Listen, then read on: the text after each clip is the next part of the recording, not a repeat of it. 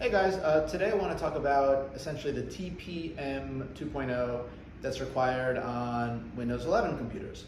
So we've been having a lot of customers coming to us and basically saying, hey, I have a computer of 5 years old, 6 years old, I want to make sure I can get Windows 11 on it. Not going to happen really.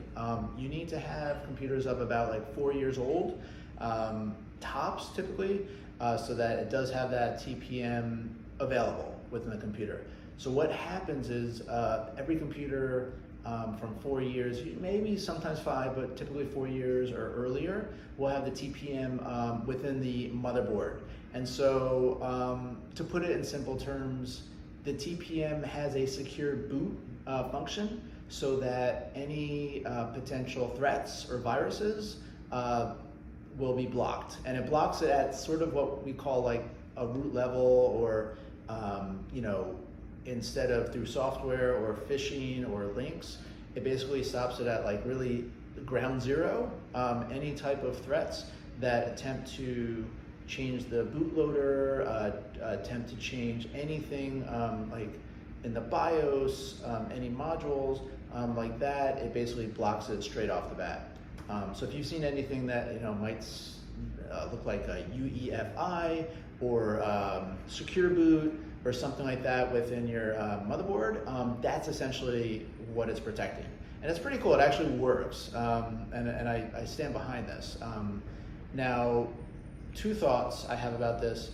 If you have an older computer and you're reading these forums that say, hey, you can do this, that, and the other, you could have some type of add-on chip to make it TPM 2.0, I wouldn't do that. That really means your computer's too old. Stop trying to mess with it in order to get it to that level. Just get a new computer.